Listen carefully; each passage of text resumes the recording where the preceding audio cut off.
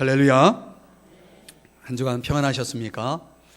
네, 오늘은 성탄주일이고 이번 주 목요일에는 여러분 아시는 대로 성탄절이 되겠습니다. 성탄절에 다시 한번 이번 주 목요일 오전 11시에는 여러분들이 또 이 자리에 나와서 함께 이 땅에 오신 주님을 기념하면서 예배드리는 시간을 갖기를 원합니다.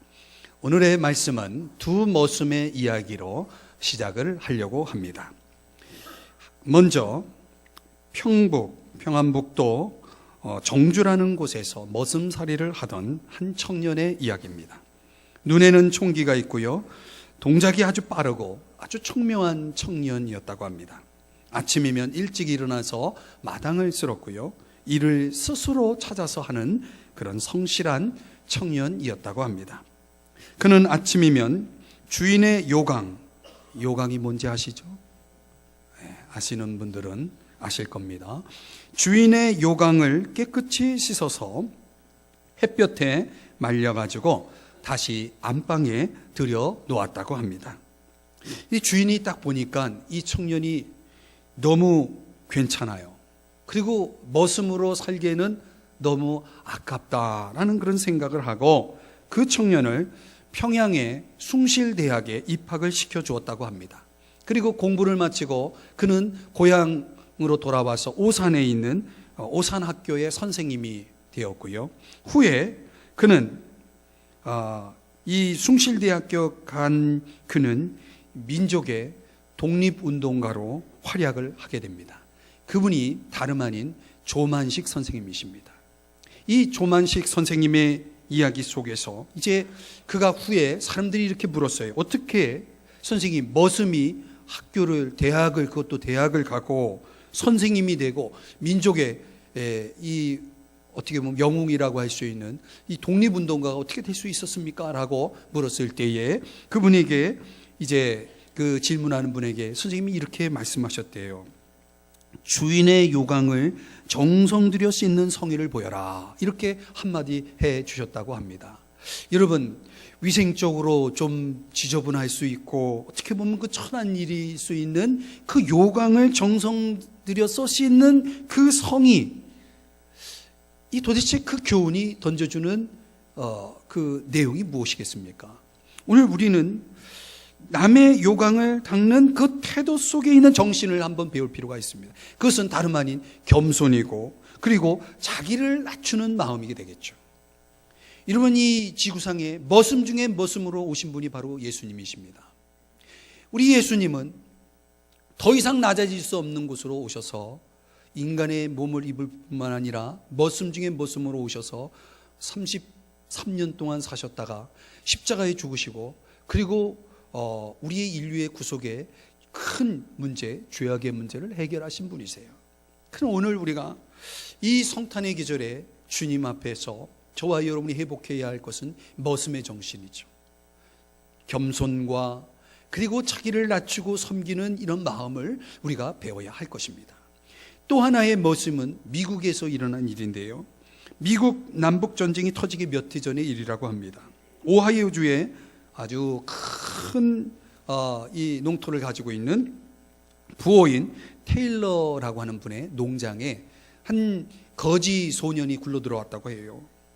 17살 소년인데 그 이름은 짐이라는 아이입니다. 그런데 이 거지 아이가 들어오니까 이제 일손이 많이 필요한 집이기 때문에 그 아이를 이제 머슴으로 고용을 했다고 합니다.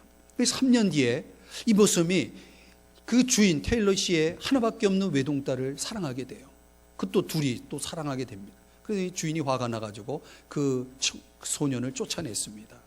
이후로 35년이 흐른 어느 날 그 주인 테일러 씨가 그 낡은 농장을 청소하다가 거기에서 노트 하나를 발견하게 됩니다. 그런데 그 노트가 바로 35년 전에 쫓아낸 그 소년의 노트라는 것을 직감하면서 거기에 그 소년의 본명이 나오는 거예요. 본명. 그 소년의 본명이 뭐냐면 제임스 A. 가필드라고 하는 본명이 나와요. 근데 그 이름이 어디서 많이 들어본 이름이에요. 그 당시 미국 대통령이었던 거예요. 그 어떤 일이 벌어졌느냐? 그동안 쫓겨난 짐이 나중에 이제 히람 대학을 수석으로 졸업하고 육군 소장을 거쳐가지고 이 하원의원의 피선 8번 피선된 이후에 백악관을 차지하는 대통령이 되었다는 것입니다. 이 테일러 씨가 얼마나 마음이 아팠을까요? 마음이 쓰렸을까요? 이 사람은 모를 일이에요. 이 두 머슴의 이야기를 오늘 여러분들에게 이 서론으로 소개하면서 이들의 특징이 뭡니까? 이들이 비록 신분은 머슴이지만 그들 마음은 전혀 머슴처럼 살지 않았다는 거예요. 그들은 성실했고요. 그들은 자기들이 해야 할 일이 무엇인지를 알았고, 그야말로 그들은 정말 우리들에게 조금 귀감이 되는 그런 삶을 살았다는 것을 알 수가 있습니다. 한 해를 돌아보면서 이제 오늘 주일을 보내고 이제 다음 주일 지나면은 2014년도 결국은 다 이제 지나가는 겁니다. 한 해 동안 과연 저와 여러분은 하나님 앞에서 사람들 앞에서 어떤 삶을 살았는지를 한번 돌아봐야 합니다. 우리에게 주어진 삶의 자리에서 얼만큼 성실하게 또 얼만큼 우리의 의무를 다하면서 살았는지를 돌아보면서 오늘 주일, 다음 주일, 그리고 목요일에 있을 성탄 주일과 더불어서 성탄절 예배와 더불어서 우리 이 한 해를 정말 잘 마무리할 수 있기를 주님의 이름으로 축복합니다. 하비콕스라고 하는 분의 이야기를 오늘 또 소개하려고 하는데요. 이분이 여러분들에게 한번 소개한 바 있는 세속도시라는 책에서 이런 이야기를 했습니다. 도시 문명화의 발흥이 우리 시대의 특징이다, 이렇게 얘기했습니다. 근데 기술이 지배하는 사회가 되다 보면 사람들이 이동이 잦아지고 그 이동을 통해서 이루어지는 게 뭐냐면 도시화라고 하는 것이 이루어진다고 합니다. 이 도시화라고 하는 것과 맞물려서 사람들의 삶의 방식, 함께 살아가는 생활 방식에 아주 커다란 변화가 일어난다는 것이죠. 1850년에 조사에 의하면 1850년에는요 인구가 100만이 되는 도시가 겨우 4개였다고 합니다. 세계적으로 4개. 그런데 지금 우리가 사는 이 시대에 지금 이 1000만 명 이상이 되는 1000만 명입니다. 별로 안 놀라시는데 1000만 명 이상이 되는 거대 도시가 무려 23개 이상이 된다고 합니다. 그러니까 그만큼 우리가 살고 있는 이 시대는 과거에 비해서 도시화가 계속해서 이루어지면서 많은 거대 도시들이 탄생이 되고 있는 것이고, 그 중에 하나가 서울을 중심으로 한 이 수도권에 살고 있는 저와 여러분이 해당이 되는 겁니다.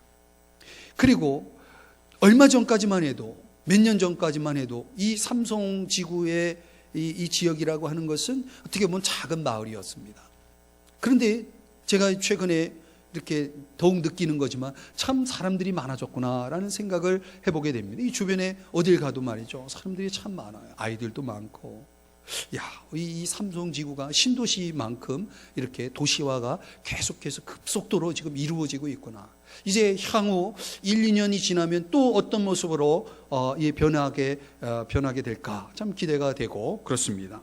자, 그런 가운데 이런 도시화 과정 속에서 여러분들에게 말씀드리고 싶은 것은 뭐냐면 교회에 아주 큰 도전이 된다는 것이죠. 이 도시화라는 것이 결국 도시 속에서 살아가는 사람들에 의해서 정의와 평화와 그리고 자유, 그리고 아주 선한 일에 힘쓰는 그런 사람들이 더 많이 필요한 시대를 살아가고 있다는 것이죠. 이 도시화의 진행 속에서 도시 속에서 살아가는 그리스도인들은 과연 어떻게 살아가야 할까요? 그들의 역할은 도대체 무엇일까요? 오늘 본문을 들여다보면요, 바울이라고 하는 사람이 아덴이라는 도시에서 고린도라고 하는 도시로 이동을 하게 됩니다. 그런데 여기에는 아주 중요한 바울의 의도가 깔려 있었다는 거죠. 그럼 도대체 왜 바울은 고린도라고 하는 도시를 겨냥해서 그 도시에 들어갔을까라고 하는 것을 학자들이 연구해 보니까 한마디로 말하면 사람들이 많이 모여 있었기 때문이라는 거죠. 사람들이 많이 모여 있었다. 물론 저 시골, 몇 사람 안 사는 시골 또는 도서지역 같은 그런 곳에도 바울이라는 사람이 들어가서 복음을 전할 필요가 있었습니다. 그러나 마태복음 28장에 의하면 우리 주님께서 이런 명령을 내리셨어요. 너희는 가서 모든 민족을 제자로 삼아. 그러니까 우리 주님의 명령은 저 시골에 있는 몇 사람 안 되는 마을뿐만 아니라 모든 민족을 대상으로 해서 하나님의 말씀을 전해야 된다, 이렇게 명령을 하신 거예요.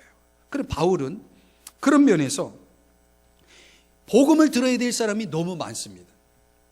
근데 할 수만 있다면 우리는 더 많은 사람들이 복음을 들을 수 있도록 해야 한다는 거죠.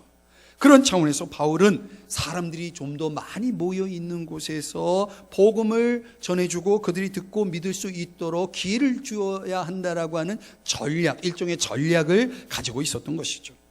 에게해라고 하는 연안의 주위에 로마 제국을 대표하는 주요 도시가 있었는데, 그 대표적인 도시 가운데 둘을 꼽는다면 하나는 에베소라고 하는, 여러분 들어보셨죠? 에베소, 그런 도시가 있습니다.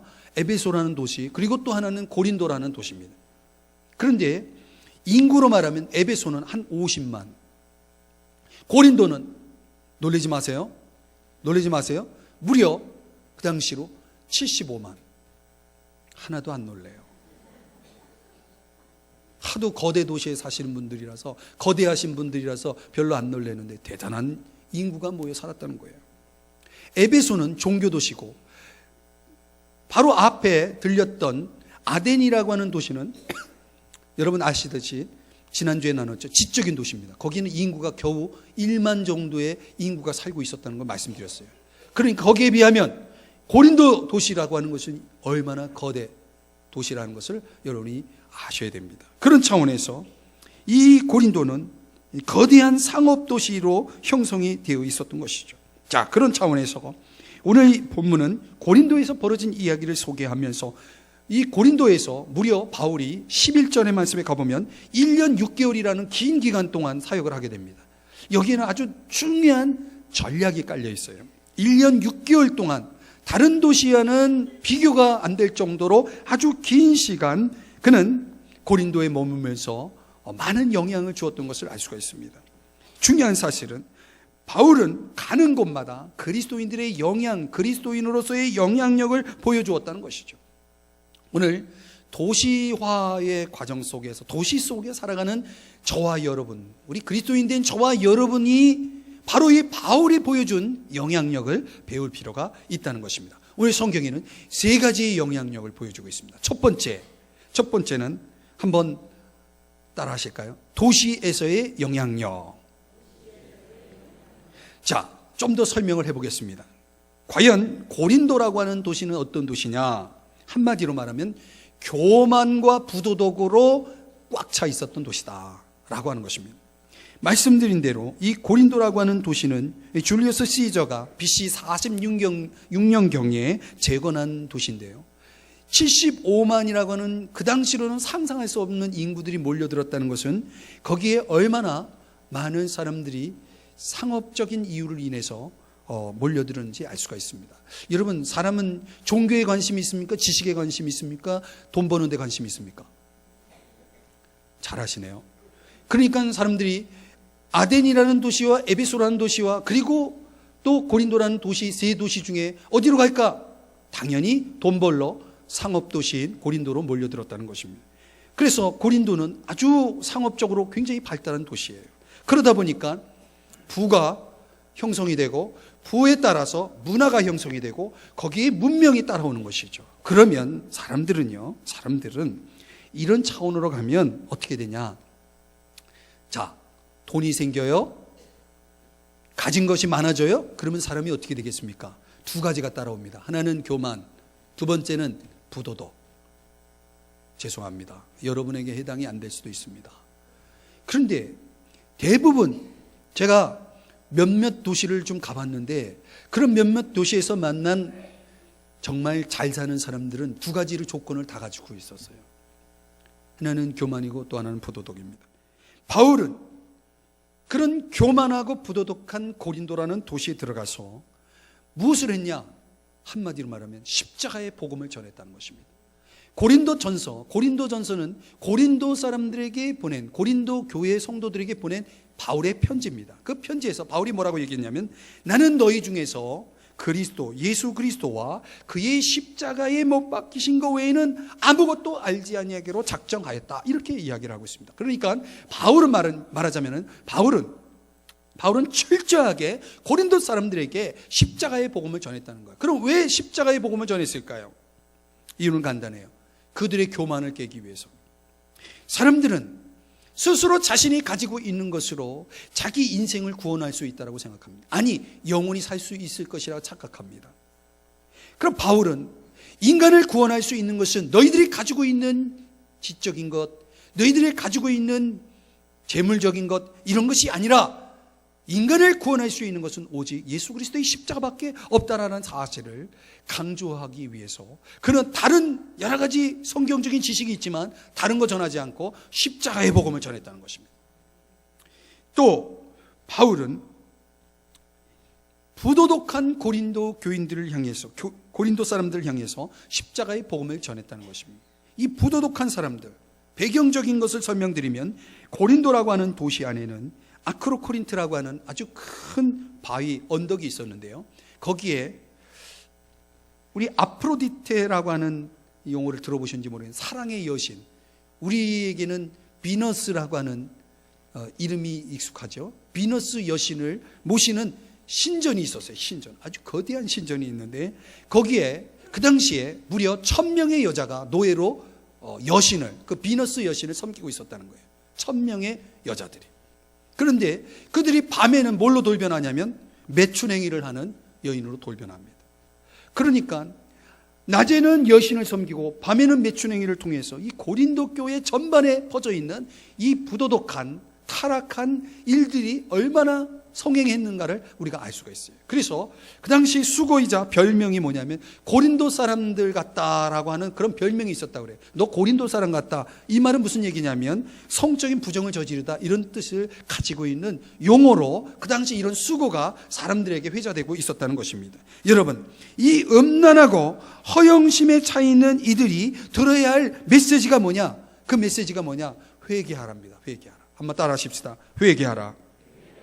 이 바울은 십자가의 복음을 통해서 교만한 고린도 사람들을 향해서, 부도덕한 고린도 사람들을 향해서 너희들 회개해야 된다, 그리고 거룩한 삶을 살아야 된다라고 촉구한 것입니다. 로마서 12장 1절에 보면 너희 몸을 하나님이 기뻐하시는 거룩한 산제물로 드려라. 너희는 이 세대를 본받지 말고 마음을 새롭게 함으로 변화를 받아, 마음을 새롭게 함으로 변화를 받아 하나님의 선하시고 기뻐하시고 온전하신 뜻이 무엇인지 분별하도록 하라, 이렇게 말씀을 하고 있습니다. 에베소 5장 5절 이하에도 말씀하기를 음행하는 자나 더러운 자나 탐하는 자 곧 우상 숭배자는 다 그리스도와 하나님 나라에서 기업을 얻지 못하리니. 여러분, 이런 사람들은 장차 하나님이 주시는 천국, 하나님의 나라를 기업으로 받을 수 없다. 그러므로 누구든지 헛된 말로 너희를 속이지 못하게 하라. 이로 말미암아 하나님의 진노가 불순종의 아들들에게 임하나니 그러므로 그들과 함께하는 자가 되지 마라. 여러분, 우리는 이 도시 속에 살아가면서 이런 부도덕한 사람들과 함께하는 자가 되지 말아야 되는 것입니다. 그래서 바울은 고린도 도시를 향해서 십자가의 복음을 전하면서 스스로 낮아지시고 자기를 부인하시고 십자가에 달려 죽으신 우리의 죄악을 위해서 십자가에 죽으신 그 주님처럼 우리도 스스로 낮아지고 자기를 부인하고 자기 하고 싶은 대로 사는 게 아니라 자기를 부인하는 그런 삶을 살라라고 십자가의 복음을 전한 것입니다. 그러므로 여러분, 우리는 이 세상 타락한 도시, 부도덕한 도시, 교만한 도시 속에 살아가면서 저와 여러분은 어떻게 살아야 되겠습니까? 십자가 신앙을 가지고 살아야 되는 것입니다. 겸손해야 됩니다. 자기를 부인하는 삶을 살아야 합니다. 이것만이 교만하고 타락한 세상, 도시 속에 살아가는 저와 여러분이 영향력이 있는 삶을 살아가는 비결임을 오늘 바울이 저와 여러분에게 도전해 주는 것입니다. 여러분의 삶이 그런 삶이 될 수 있기를 주의 이름으로 축복합니다. 두 번째는요, 일터에서의 영향력입니다. 한번 따라 하십시다. 일터에서의 영향력. 2절의 말씀을 보시겠습니다. 오늘 성경 2절에 보시면 한 부부가 소개되는데요, 그들의 이름은 아굴라, 브리스길라, 이 부부입니다. 그런데 이들은 원래 흑해 남쪽 그 해안 본도라고 하는 곳에서 태어나서 로마로 이주를 해온 사람입니다. 그런데 어느 날 로마 황제가 칙령을 내려가지고 여기 이 로마에서 너희들 떠나라 이렇게 해서 추방을 하게 됩니다.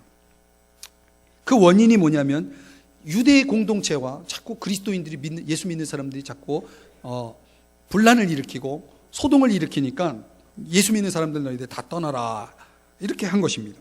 그 가운데 이 부부가 있는 것입니다. 아굴라와 브리스길라. 근데 이들이 강제적인 이민을 이제 이주를 하면서 어디로 오게 되냐면 고린도라고 하는 곳에 오게 됩니다. 그래서 고린도에서 이제 먹고 살아야 되니까 뭘 합니까? 생업을 이제 갖게 되는데 그 생업이 뭐냐면 천막을 만드는 일입니다. 여기서 우리가 생각하는 이 오늘날 이렇게 소재 자체가 그런 천막이 아니고 가죽 천막입니다. 이 가죽 천막은 어디에 사용되냐면 로마가 세계를 제패하면서 그들이 많은 전쟁을 치렀기 때문에 로마 군인들이 세계 곳곳에서 전쟁하면서 사용하는 군 텐트입니다. 군 텐트. 굉장히 소재가 아주 튼튼한, 그래서 그 당시로 말하면 직업적으로 보면 굉장히 잘 나가는 직업이죠. 일이 많은, 일감이 많은 그런 직업입니다. 거기서 그들이 이제 일을 하고 있는데 어느 날 이 고린도에 바울이라고 하는 사람이 찾아온 겁니다. 바울이라는 사람이 보니까 그 사람은 이 율법을 공부한 학자이면서 그리스도인인데 이 바울이 글쎄 그 천막 만드는 일을 할 줄 아는 거예요. 그러니까 율법 교육을 받으면서 이 사람이 손기술을 배운 거예요. 그 천막 만드는 이 기술을 배운 거예요. 그러니까 전문적인 기술도 있고 그리고 복음을 전하는 그런 사역자로 일을 했던 거죠. 그래서 이런 사람을 가리켜서 우리 뭐라고 얘기하냐면 텐트 메이커다. 이 전문 용어입니다. 텐트 메이커, 자비량 선교사. 그러니까 어떤 전문 기술을 가지고 사업상의 전문 기술, 직업을 가지고 그리고 스스로 재정을 조달하면서 동시에 선교 일을 하는 사람을 가리켜서 텐트 메이커다, 자비량 선교사다 이렇게 얘기를 합니다. 오늘날 이 지구상에 목사의 신분을 가지고 들어가지 못하는 지역이 많습니다. 그래서 그런 지역에 누가 들어가야 되냐면 직업을 가지고 들어가는 사람들이 필요한 것이에요. 그런 사람을 가리켜서 자비량 선교사라고 현대 선교에서 그런 용어를 쓰고 있습니다. 그러니까 저 같은 사람은 갈 수 없는 곳이 많고 여러분들은 갈 곳이 많은 거예요. 축하드립니다. 별로 축하할 일이 아닌 것처럼 표정이 그런데요. 축하드려요. 여러분들은 갈 수 없는 곳이 없습니다. 옆 사람에게 그렇게 인사해 주세요. 좋으시겠습니다. 네. 그러니까 바울은 어떻게 살았냐면 주중에는 직업을 가지고 일을 했고 그리고 안식일, 우리로 말하면 주일에는 유대인들이 모여있는 또 헬라인들이 모여있는 이런 집회를, 회중 집회를 하면서 복음을 전했던 것이에요. 그런데 그렇게 하다 보니까 바울이 시간이 너무 아까워. 어느 날 저 데살로니가라고 하는 곳에서 그 교회의 성도들이 선교비를 보내왔어요. 실라와 디모데라는 사람을 통해서 선교비를 보내와서 이제 일을 하면서 복음을 전하지 않아도 집중적으로 하나님 말씀 사역을 할 수 있도록 선교비를 지원해줘서 이제 바울이 천막 만드는 일을 중단하고 본격적으로 말씀 전하는 일에 집중하게 됩니다. 이제 그런 일들이 오늘 성경에 소개되고 있는 것입니다. 사랑하는 여러분, 오늘 바울과 그리고 아굴라 브리스길라의 이 부부의 도전이 뭐냐면 이것입니다.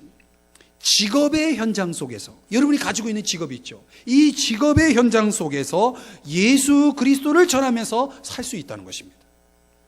우리는 생업이라는 것이 있습니다. 생업은 뭡니까? 말 그대로 생계 문제를, 먹고 사는 문제를 해결하기 위해서 갖는 직업입니다. 그런데 성경은요, 우리가 갖는 그 직업적인 요소가 단지 생계의 문제를 해결하는 차원만은 아니라는 것입니다. 1차적으로는 생계의 문제를 해결하고 2차적으로는 사람들에게 복음을 전하는 통로로 사용하라는 그런 소명적인 장소라는 것을 말씀드리는 거예요.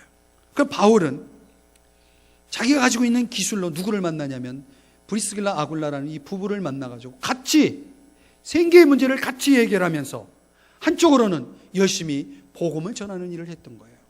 저는 여러분에게 말씀드리고 싶은 건 뭐냐면 여러분의 산업 현장, 여러분이 살아가는 삶의 현장 속에는 반드시 이 브리스길라 아굴라 같은 사람, 바울과 이들의 관계처럼 여러분들에게는 예수를 믿으면서 함께 서로 이렇게 동력하고 서로를 도우면서 생계의 문제를 풀어가는 그런 동력자들이 있다는 거예요. 생계를 함께 풀어갈 수 있는 함께 팀이 돼서 일하는 사람들이 있을 뿐만 아니라 함께 복음을 전하기 위해서 협력할 수 있는 동력자가 반드시 있다는 걸 말씀드리는 거예요. 그러니 우리 일터라고 하는 것은 당연히 우리의 생계 문제가 해결돼야 되겠지만 그것만이 전부는 아니라는 거예요. 그럼 여러분들이 이 생계의 문제를 1차적으로 해결할 뿐만 아니라 더 나아가서 여러분들의 사업장을, 여러분들의 직장을, 여러분이 있는 일터를 복음을 전하는 장소로 여러분이 사용하기 원한다면 여러분들이 그런 마음의 준비가 되어 있어야 되는 거예요. 그럼 오늘 우리는 그런 생업 현장에서 좋은 사람을 만나야 돼. 사업적으로도 좋은 사람을 만나야 되고 복음을 함께 전하면서 살기 위해서 또 믿음의 좋은 사람들을 또 만나야 하는 거예요. 여러분들에게 그런 좋은 만남이 있기를 주의 이름으로 축복합니다. 이 심리학의 링겔만 효과라고 하는 것이 있는데요. 독일의 심리학자인데 이 사람이 링겔만이라고 하는 사람이 줄다리기 실험을 통해서 한 이론을 제시한 건데 참가자들, 줄다리기에 참가하는 사람들에게 그들이 얼마나 줄을 세게 당기는가라고 하는 것을 측정할 수 있는 장치를 마련해 가지고 이제 줄다리기를 실험한 겁니다. 이 집단적으로 줄다리기를 할 때와 개인적으로 줄다리기 할 때를 비교하는 실험이었는데요. 1대1로 줄다리기를 하면은 100%, 2대2는 200%, 3대3은 300%. 이렇게 되리라고 하는 예상을 가지고 이 실험을 한 결과는 어떻게 되었는가? 1대1일 때는 100%, 2대2일 때는 93%, 3대3일 때는 85%, 8대8일 때는 49%. 무엇을 얘기할까요? 자, 그래서 링겔만 효과라고 하는 것은 이런 정의를 내립니다. 참여의 숫자가 늘어날수록 개인당 공헌도는 오히려 떨어지는 현상을 말씀한다. 자, 우리는 혼자 살아가기보다는 더불어 살아가죠. 그런데 사람들이 이런 심리적으로 이런 현상, 링겔만 효과라고 하는 이런 현상이 일어나면 결과적으로는 우리가 같이 있음으로 인해서 100, 200, 300이 되는 것이 아니라 오히려 효과가 더 떨어진다라고 하는 것이죠. 이건 현대인들이 심리를 깊이 이렇게 아주 성찰한 실험이라고 저는 생각을 합니다. 이거를 성경의 정신으로 저는 바꾸고 싶어요. 성경의 정신은 1대1은 100이고 2대2는 200이고 3대3은 300이 돼야 된다는 거예요. 결국은 링겔만의 결론은 나 하나쯤이야 라고 하는, 내가 안 하면 누군가 하겠지라고 하는 이런 방식, 비능률적이고 비생산적인 이런 방식을 보여주는 것이라면 성경적인 정신은 뭡니까? 함께하면 할수록 시너지 효과를 내는 것입니다. 이걸 가르쳐서 뭐라고 얘기냐면 한번 따라 하십시다. 동역의식. 우리는 함께 살아가는 사람들이에요. 그래, 우리 그리스도인들은 다른 동료들과 좋은 관계 속에서 그들을 경쟁의 대상으로, 그들을 적의 대상으로 보는 것이 아니라 동력의 대상으로 보면서 함께 더불어 살아가는 그런 삶을 훈련하시고 그런 삶을 실천해 나가야 되는 거예요. 그리고 그 속에서 우리는 어떻게든 그들에게 복음의 영향력을 자꾸 끼치면서 살아가야 하는 것입니다. 사랑하는 여러분, 그런 삶을 살아갈 수 있기를 주의 이름으로 축복합니다. 세 번째는 가정에서의 영향력입니다. 한번 따라 하십시다. 가정에서의 영향력. 오늘 성경 7절의 말씀에 가보시면은 바울이 전략을 바꿔서 디도 유스도라 하는 사람의 집으로 들어갑니다. 집으로. 그러니까 바울의 복음 전도적 노력의 장이 생업 현장, 회당 현장에서 어디로 들어가냐면 집으로 가서 개인의 집으로 바뀌는 것을 보게 됩니다. 8절에 보면요, 회당장 그리스도보가 온 지방과 더불어 주를 믿으며, 그리스도보라고 하는 사람의 집에 들어가가지고 그 집안 식구들이 다 뭐예요? 예수님을 믿게 되었다는 거예요. 결과적으로 어떻게 됐냐면 거기에 8절을 계속 이어지는 말씀을 보시면 수많은 고린도 사람도 듣고 믿어. 이 말은 집에서요, 그 그리스도보라고 하는 사람의 집에서 또 유스도라는 사람의 집에서 어떤 일이 벌어졌냐면 사람들을 초대해가지고 몇몇 이웃 가족들을, 사람들을 초대해서 바울을 또 초대해가지고 바울을 통해서 복음을 전해서 그들이 다 예수를 믿게 되었다는 그런 이야기를 하고 있는 거예요. 일종의 소그룹 사역이 이루어졌다는 것입니다. 집을 한 가족이 안락하게 보내는 이 장소가 우리 가족만이 누리는 축복의 장소가 아니라 이웃들 더불어서 가까이 있는 사람들을 초대해서 함께 그 축복을 나누는 그런 삶을 살았다는, 그런 삶의 방식을 취했다는 것입니다. 하비콕스가 지적한 건 뭡니까? 세속도시에 살아가는, 도시 속에 살아가는 사람들이 점점 폐쇄적이 되고 익명성이 되고 자기를 오픈하지 않고 서로 다 격리된 그런 삶을 살아가는, 각박한 그런 삶을 살아간다라고 한다면 오늘 저와 여러분 그리스도인된 사람들은 오히려 열어야 되는 거예요. 오픈된 삶을 살아야 된다, 열린 삶을 살아야 된다라고 하는 것을 말씀드리고 있는 거예요. 그래 바울이 1년 6개월이라는 긴 시간 동안 그 장소에, 고린도라는 장소에 머물 수 있었던 비결은 바로 여기 있었던 거죠. 집을 오픈했기 때문에 바울이 마음껏 그들에게 충분히 하나님 말씀을 나눌 수 있는 기회가 되었다는 것입니다. 유스도 그리스도의 도전은 것입니다.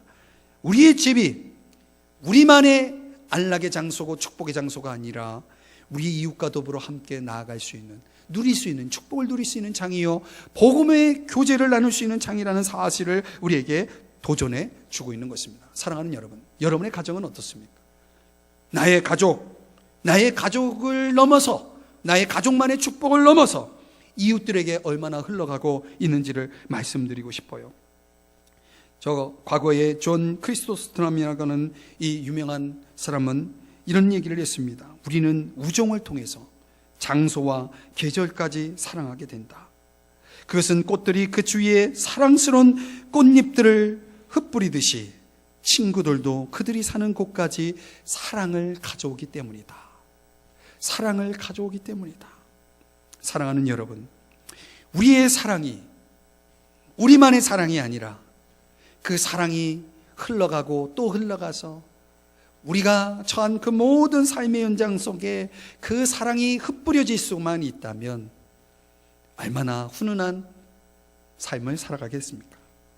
대부분의 인간관계는 상대로부터 무엇을 얻을 것인가에 초점을 맞추고 있다면 우리 그리스도인들은 내가 무엇을 줄 수 있을까라고 하는 것에 초점을 맞추며 살아가는 것이 우리 그리스도인된 삶이요, 우리 주님이 이 땅에 2000년 전에 오신 이유도 하나님이 세상을 이처럼 사랑하사 독생자를 주셨으니 하나님의 사랑은 주는 사랑이라. 이것이 친히 성탄절의 주인공이신 예수님이 우리에게 보여주신 정신이라면 오늘 저와 여러분도 그렇게 살아가야 한다는 것이죠. 서로를 도우면서 섬기면서 나누면서 살아가야 한다는 것입니다. 결론을 맺고 싶어요. 우리가 살아가는 삶의 마당은 축복의 땅이 되어야 합니다. 그러려면 그 축복은 어디서 옵니까? 바로 여러분을 통해서 온다는 거예요. 그래서 성경은 뭐라고 말합니까? 너가 복이 되라 라고 말하고 있는 것입니다.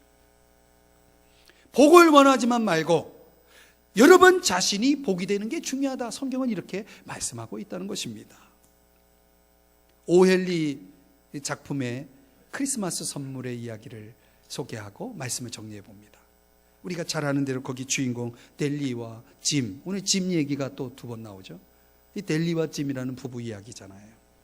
이들이 참 얼마나 가난한지, 그들의 수입은 겨우 80달러, 거기에 이 8달러는 집세로 나가야 되고 아주 겨우겨우 살아가는 그런 가난한 가정에서 이 어떻게 아끼고 해서 모아둔 이 델리 부인의 총 그 모금액이 뭡니까? 돈 가지고 있는 게 1달러 87센트. 그거 가지고 고민하잖아요. 남편에게 크리스마스 선물을 무엇을 줄까 고민을 하다가 남편의 시계가 떠오르면서 줄 없는 그 시계에 줄을 사다 줘야 되겠다. 그래서 그 모자란 액수를 채우기 위해서 자신이 애지중지 길러왔던 뭡니까? 머리를 잘라가지고 그걸 팔아가지고 시계줄을 샀다는 거 아닙니까? 표정들이 어떻게 이렇게 표정들이 없습니까? 좀 감격하는 그런 표정을 좀 가져보세요. 그리고 남편은 또 한쪽에서 고민합니다.